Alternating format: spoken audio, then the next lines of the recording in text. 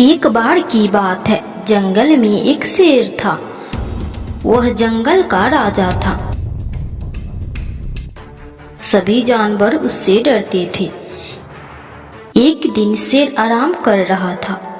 तभी एक चूहा आया और शेर के शरीर पर मस्ती करते हुए कूदने लगा।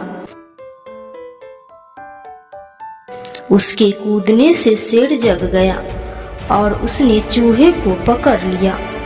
शेर के द्वारा पकड़े जाने पर चूहे ने शेर से विनती की और कहा कि वह उसको छोड़ दे। जरूरत आने पर वह भी शेर की सहायता करेगा। यह बात सुनकर शेर बहुत हंसने लगा कि एक छोटा सा चूहा मेरी क्या सहायता करेगा, लेकिन फिर भी उसने उस चूहे को छोड़ दिया। कुछ दिनों के बाद कुछ शिकारी जंगल में आए। उन्होंने शेर को पकड़ने के लिए एक जाल बनाया।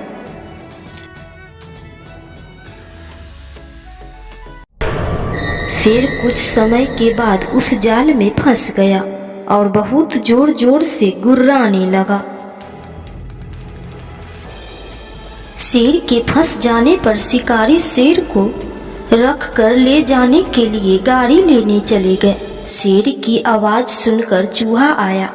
उसने शेर को जाल में फंसे परेशान देखा और कहा कि आप फिक्र मत करो, मैं आपको अभी इस जाल से मुक्त करा दूंगा। यह कहकर चूहे ने अपने मजबूत दांतों से जाल काट दिया, जिससे शेर जाल से आजाद हो गया। कुछ देर में शिकारी गाड़ी लेकर शेर को लेने आए, लेकिन शेर को जाल से छूटा हुआ देखकर भाग खड़े हुए। उसके बाद शेर ने चूहे को बचाने के लिए धन्यवाद किया और कहा कि अब तुम जब भी चाहो मेरे शरीर पर कूदकर मस्ती कर सकते हो, और तुम्हें जंगल में कोई भी जानवर परेशान करे तो मुझे कहना। इस तरह शेर और चूहा दोस्त बन गए। एक जंगल में एक हाथी रहता था। वह बड़ा दयालु था। मुसीबत के समय वह सदा सबकी सहायता किया करता था। उसके स्वभाव के कारण जंगल के सभी जानवर उससे बहुत प्रेम करते थे। एक दिन हाथी को प्यास लगी और वह पानी पीने नदी पर गया। वहाँ उसने देखा कि नदी के किनारे एक बड़े से पत्थर के नीचे एक मगरमच्छ दबा हुआ है और दर्द से कहार रहा है। हाथी ने उससे पूछा, मगरमच्छ भाई, ये क्या हो गया? तुम इस पत्थर के नीचे कैसे दब गए? मगरमच्छ ने कहारते हुए उत्तर दिया, क्या बताऊं हाथी दादा, मैं खाना खाकर नदी किनारे आराम कर रहा था।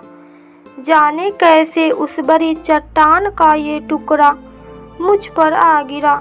बहुत दर्द हो रहा है, मेरी मदद करो, इस पत्थर को हटा दो, मैं जिंदगी भर तुम्हारा एहसानमंद रहूंगा। हाथी को उस पर दया आ गई, लेकिन उसे डर था कि कहीं मगरमच्छ उस पर हमला न कर दे। इसीलिए उसने पूछा, देखो मगरमच्छ भाई, मैं तुम्हारी मदद तो कर दूं, लेकिन वादा करो कि तुम मुझ पर हमला नहीं करोगे। मैं वादा करता हूँ, मगरमच्छ बोला। हाथी मगरमच्छ के पास गया और उसकी पीठ से भारी पत्थर हटा दिया, लेकिन पत्थर के हटते ही धूर्त मगरमच्छ ने हाथी का पैर अपने जबड़े में दबा लिया। हाथी कहार उठा और बोला, ये क्या मगरमच्छ भाई, ये तो धोखा है, तुमने तो वादा किया था। लेकिन मगरमच्छ ने हाथी का पैर नहीं छोड़ा। हाथी दर्द से चीखने लगा। कुछ ही दूर पर एक पेड़ के नीचे एक भालू आराम कर रहा था। उसने हाथी की चीख सुनी तो नदी किनारे आया। हाथी को उस हालत में देखकर उसने पूछा, ये क्या हुआ हाथी भाई? इस धूर्त मगरमच्छ की मैंने सहायता की और इसने मुझ पर ही हमला कर दिया, मुझे बचाओ। हाथी ने कराहते हुए मगरमच्छ के पत्थर के नीचे दबे होने की सारी कहानी सुना दी। क्या कहा? यह मगरमच्छ पत्थर के नीचे दबा था और फिर भी जिंदा था? मैं नहीं मानता। मगरमच्छ गुर्राया और अपनी पकड़ हाथी के पैरों पर मजबूत कर दी। ऐसा ही था भालू भाई, हाथी बोला। बिना देखे तो मैं नहीं मानने वाला। मुझे दिखाओ तो जरा कि ये मगरमच्छ कैसे उस पत्थर के नीचे दबा था और उसके बाद भी जिंदा था। हाथी भाई, जरा इस मगरमच्छ की पीठ पर वो पत्थर तो रख देना, फिर उसे हटा कर दिखाना। भालू बोला। मगरमच्छ भी तैयार हो गया। वह हाथी का पैर छोड़कर नदी के किनारे चला गया। हाथी ने वह भारी पत्थर उसके ऊपर रख दिया। मगरमच्छ भालू से बोला, ये देखो, मैं ऐसे इस पत्थर के नीचे दबा था। अब यकीन आया तुम्हें? इसके बाद हाथी ने आकर पत्थर हटाया था। चलो हाथी, अब पत्थर हटा दो। मगरमच्छ बोला। नहीं हाथी भाई, ये मगरमच्छ मदद के काबिल नहीं है, इसे यहीं पे पड़े रहने दो, आओ हम चले। भालू बोला। इसके बाद हाथी और भालू वहां से चले गए। मगरमच्छ वहीं पत्थर के नीचे दबा रहा। उसकी धूर्तता का फल उसे मिल चुका था। कहानी की सीख, हमें हमेशा सहायता करने वाले के प्रति कृतज्ञ रहना चाहिए। बुद्धिमानी से किसी भी मुसीबत से निकला जा सकता है। आज से कुछ समय पहले एक जंगल का राजा शेर खान नामक एक शेर था। समय के साथ साथ अब वह बूढ़ा हो चुका था। अब वह शिकार भी ठीक से नहीं कर पाता था, जिसके कारण वह काफी दुबला पतला हो गया था। एक दिन शेर खान अपने गुफा में बैठकर कुछ सोच रहा था। अगर ऐसा ही चलता रहा तो मैं तो भूखा ही मर जाऊंगा। अब हमें कोई ना कोई तरकीब सोचनी पड़ेगी। और फिर एक दिन कौवे की मदद से पूरी जंगल में बीमार होने की खबर पहुंचवा दिया। उसके बाद एक एक करके जानवर शेर खान से मिलने आने लगे। जब भी कोई जानवर मिलने आता और जैसे ही वह शेर के नज़दीक आता, शेर खान उस पर हमला कर देता और मार कर खा जाता। ऐसे ही चलता रहा। जो भी जानवर शेर से मिलने आए वह अपनी जान गंवा दिए। कुछ दिन में शेर खान काफी मोटा तगड़ा हो गया। एक दिन एक लोमड़ी शेर से मिलने आई, मगर वह गुफा के बाहर से बोली, शेर खान, अब कैसी है तुम्हारी तबीयत? अब अच्छा महसूस कर रहे हो ना? तुम कौन हो मित्र? अंदर तो आओ। मैं इतनी दूर से तुम्हें पहचान भी नहीं पा रहा हूँ और मैं बाहर तक आके तुमसे मिल भी नहीं सकता, क्योंकि अब स्थिति ठीक नहीं है। लोमड़ी बड़ा ही चतुर थी। वह शेर की बात को सुन तो रही थी, मगर वह ध्यान से गुफा के बाहर जानवरों के पैर के निशान को भी देख रही थी। शेर खान, अब मैं अंदर नहीं आ सकती, क्योंकि अब मैं सब कुछ समझ गई हूँ। जानवरों के जाने के निशान तो है, मगर आने के निशान नहीं है। ये सब जानने के बाद भी मैं अंदर आऊं, इतना बेवकूफ़ नहीं हूँ मैं। इतना बोलकर लोमड़ी वहाँ से भाग गई और जंगल के सारे जानवरों को सारी बात बता दिया। जिसके बाद कोई भी जानवर शेर खान से मिलने नहीं गया। तो दोस्तों, देखा न कि लोमड़ी ने कैसे अपने सूझबूझ के कारण न सिर्फ अपना बल्कि और भी बहुत सारे जानवर का जान बचा लिया। इसीलिए दोस्तों, मुसीबत के साथ हमेशा अपने दिमाग से काम लेना चाहिए। आज की कहानी है बल बड़ा या बुद्धि। आज से बहुत समय पहले की बात है। एक जंगल में एक शेर रहता था। वह बड़ा ही बलशाली था। जंगल के सारे जानवर उससे डरते थे। और उसकी झूठी प्रशंसा किया करते थे, जिसे सुन शेर को बड़ा आनंद मिलता था। उसी जंगल में एक बंदर भी रहता था जो कि बड़ा ही बुद्धिमान था। वह शेर की प्रशंसा नहीं करता था और नहीं डरता था। एक दिन शेर ने बंदर से पूछा, क्यों रे बंदर, जंगल के सारे जानवर हमारे बल की प्रशंसा करते हैं, परंतु तुम मेरा तारीफ नहीं करते, क्यों? मैं आपकी किस बात का प्रशंसा करूं? आपके पास बल है तो मेरे पास बुद्धि है, तो प्रशंसा किसकी होनी चाहिए? बंदर की बात सुनकर शेर को गुस्सा आ गया और बोला, इस दुनिया में बुद्धि से बड़ा बल होता है, क्योंकि बलवान के सामने बुद्धिमान का कोई महत्व नहीं होता। इसी बात पर दोनों में विवाद हो गया। दोनों के अलग अलग तर्क थे। मैं आपको समय आने पर बताऊंगा कि बल से बड़ा बुद्धि होता है। उसके बाद दोनों अपने अपने रास्ते चले गए। कुछ दिन बाद शेर शिकार के लिए इधर उधर भटक रहा था।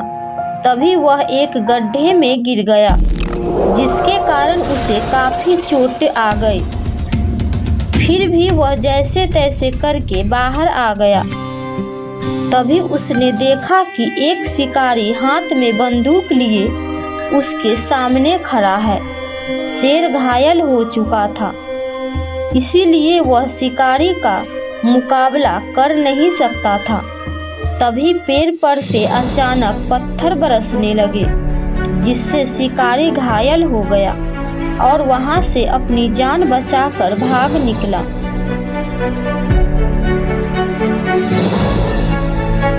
शेर आश्चर्य होकर इधर उधर देखने लगा कि आखिर पत्थर किधर से और किसने फेंका। तभी उसे बंदर दिखाई दिया।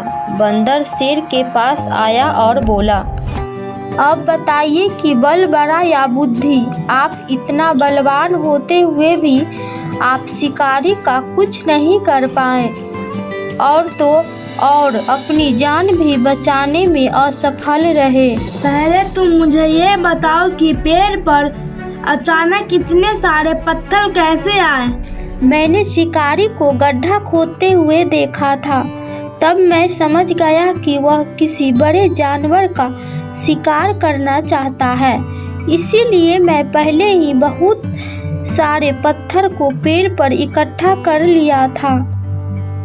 शेर बंदर की बात सुन के दंग रह गया और बोला, सच में बंदर भाई, तुम बहुत बुद्धिमान हो। मैं आज ये भी जान गया कि बल से बड़ा बुद्धि होता है। क्या तुम मुझसे दोस्ती करोगे?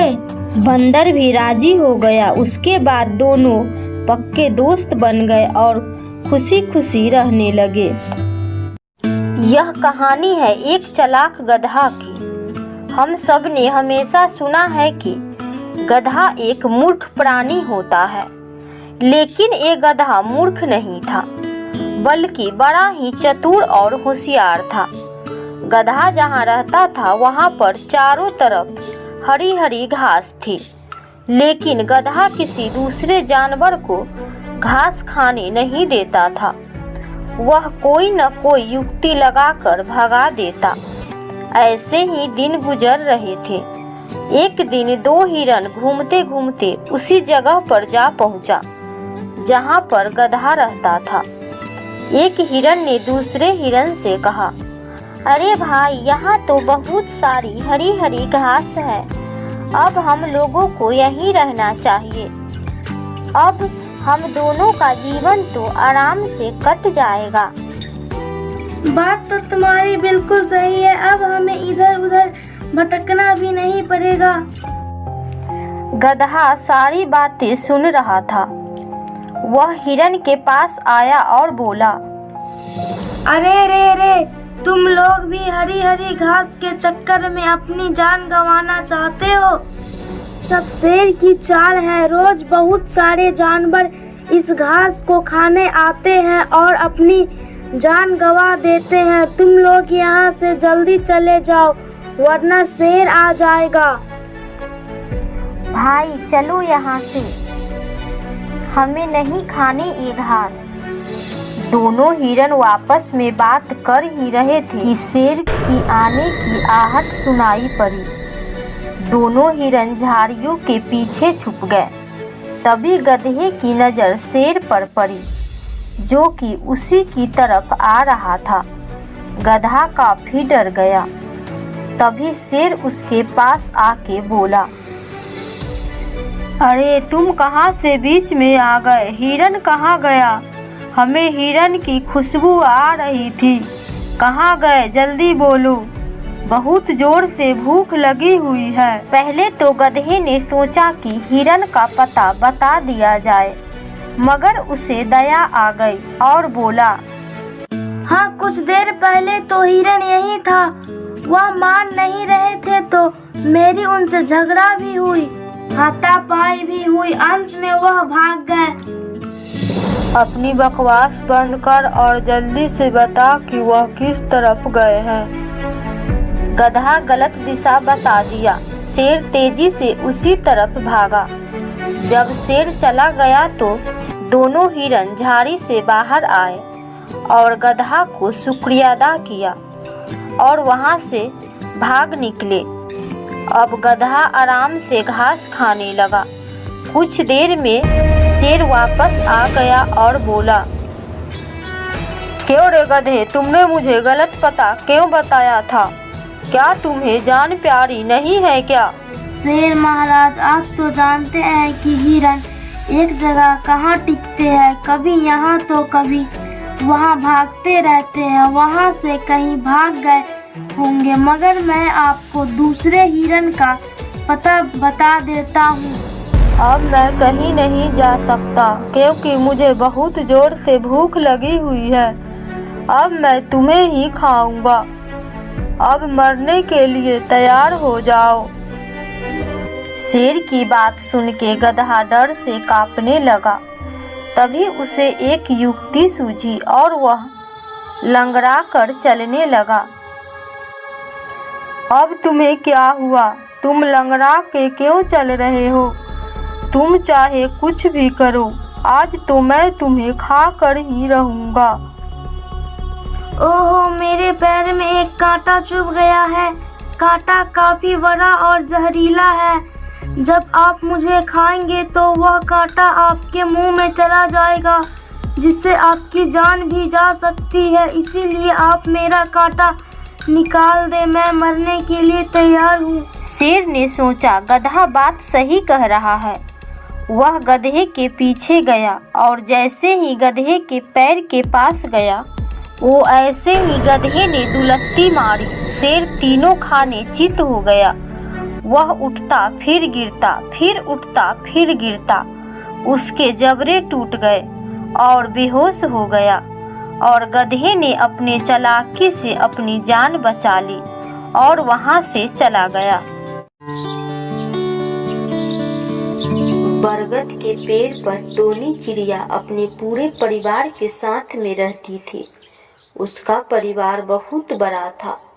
टोनी चिड़िया के परिवार के आधे लोग टोनी चिड़िया की तरह सुंदर थे और आधे लोग काले भूरे रंग के थे। जिस ग्रुप में सुंदर चिड़िया थी, वह लोग काले भूरे चिड़िया का हमेशा मजाक उड़ाया करते थे। इसलिए चिड़िया का परिवार दो ग्रुप में बट गया था। आए दिन इसके बीच हर छोटी छोटी बात में लड़ाई होती रहती थी, पर उनकी माँ उन्हें हमेशा प्यार से एक साथ रहने के लिए कहती थी। पर दोनों ग्रुप के चिड़िया अपनी माँ की बात को नहीं मानते थे। इस वजह से टोनी चिड़िया हमेशा उदास रहती थी। एक दिन काले भूरे चिड़िया के ग्रुप अपनी माँ के पास जाते हैं और कहते हैं, माँ, अब आप हमारे पेड़ का बंटवारा कर दो। अब हम लोग सुंदर चिड़िया के साथ में नहीं रहना चाहते हैं। इतने में ही सुंदर चिड़िया का ग्रुप भी पास पहुंच जाता है और वह भी पेड़ के बंटवारा की बात करने लगते हैं। इस बात से माँ को बहुत हर्ट होता है, पर फिर भी माँ बोलती है, ठीक है, आज रात को सभी सो जाओ, कल सुबह बात करते हैं। सभी माँ की इस बात से एग्री हो जाते हैं और सभी सोने चले जाते हैं। जब सभी चिड़िया सो रही होती है, तभी आधी रात को वहाँ एक अजगर सांप आता है। माँ बंटवारे वाली बात से बहुत दुखी थी, इसीलिए उसे नींद नहीं आ रही थी। वह कुछ सोचते हुए डाल पर बैठी हुई थी। तभी उसे सूखे पत्तों की आवाज आती है और वह माँ घर से बाहर पेड़ पर लिपटे हुए सांप को देखकर बहुत घबरा जाती है और अपने सभी बच्चों को उठाकर उन्हें सांप के बारे में बताती है। पहले तो सभी बच्चे बहुत डर जाते हैं, पर माँ उन्हें समझाती है कि बच्चों कुछ भी हो जाए, आज हमें मिलकर इस परेशानी का सामना करना है। आज तुम लोगों को आपस में नहीं लड़ना है। अब वह सांप बहुत ही पास आ चुका होता है। तभी माँ के कहने पर सारे बच्चे एक साथ सांप के ऊपर हमला बोल देते हैं। सभी बच्चे सांप को अपनी चोंच और पंजे से नोचने लगते हैं। सांप ने इस हमले के बारे में कभी भी नहीं सोचा होता है और घबरा कर वहां से भाग जाता है। सभी चिड़िया बहुत खुश हो जाते हैं और एक दूसरे के गले लगने लगते हैं। यह देखकर माँ भी बहुत खुश हो जाती है। अब उन सभी चिड़ियों को समझ में आ गया था कि साथ मिलकर रहने से उन लोगों का कोई बाल भी बांका नहीं कर सकता। कहानी की शिक्षा। तो देखा बच्चों, आपने कैसे चिड़िए के छोटे छोटे बच्चे ने एक बड़े से सांप को भगा दिया। ठीक ऐसे ही अगर हम भी अपने भाई बहन, मम्मी पापा के साथ में मिलकर रहेंगे तो कोई भी हमारा कुछ भी नहीं बिगाड़ सकता। इसे ही कहते हैं एकता की शक्ति। एक बार एक मादा कौवा जंगल में घूम रही थी। वह घोंसला बनाने के लिए सही जगह की तलाश कर रही थी। बड़ी मेहनत के बाद उसे एक पेड़ दिखा जो उसका घोंसला बनाने के लिए बहुत उपयुक्त था। कौवे ने एक एक तिनका डालकर एक सुंदर घोंसला बना लिया। कौवे को उसका घर बहुत पसंद आया और वह वहाँ खुशी से रह रही थी।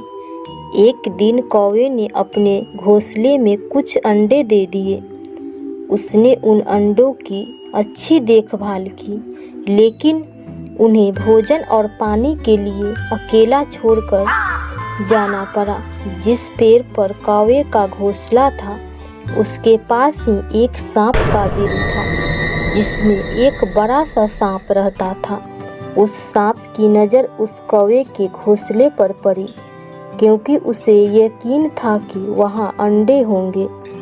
जैसे ही कौवा अपने घोंसले से निकला, वह सांप चुपके से आ गया और सारे अंडे खा गया। कौवा जब लौटती है तो अपने घोंसले में अंडे न पाकर बहुत डर जाती है और ज़ोर ज़ोर से रोने लगती है। उसे समझ नहीं आ रही है कि उसके अंडे कहाँ गए। कुछ दिन बाद कौवा फिर से अंडे देती है और जब वह शाम को फिर से भोजन और पानी के लिए बाहर आती है तो पीछे से सांप उसके अंडे खा लेता है।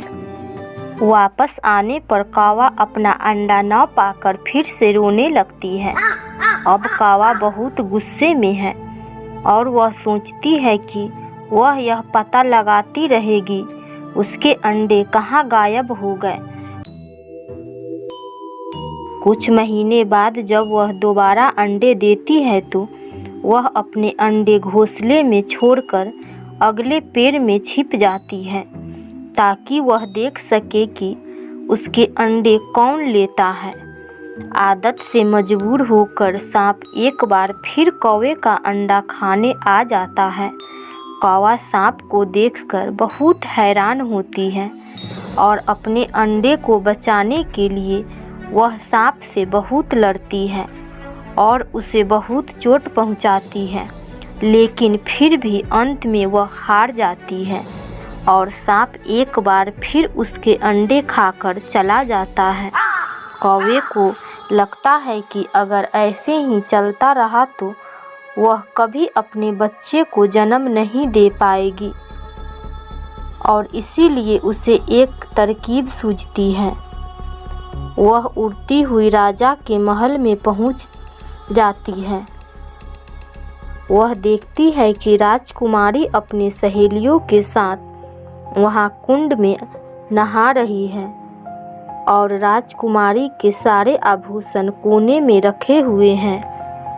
कौवा राजकुमारी का सबसे चमकीला हार उठाकर उड़ने लगती है। जब सैनिक ने कौवे को राजकुमारी का हार ले जाते हुए देखा तो उन्होंने उसका पीछा किया। कौवा चालबाजी करती है। वह उस हार को सांप के बिल में फेंक देती है और अपने घोंसले में जाकर बैठ जाती है। जब सैनिक देखते हैं कि हार सांप के बिल में है तो उस हार को निकालने के लिए सांप के बिल को नष्ट कर देते हैं और उस सांप को भी मार डालते हैं। कौवा ऊपर से यह सब देख रही है। वह बहुत खुश है क्योंकि अब वह और उसके बच्चे उस सांप से सुरक्षित रहेंगे। 1 महीने के बाद कौवा फिर से अंडे देती है, जिसके बाद वह अपने बच्चे के साथ खुशी खुशी रहती है। सांप और कौवे की कहानी से हमें यह सीख मिलती है कि अगर समझदारी से काम लिया जाए तो हर मुश्किल का हल निकल आता है।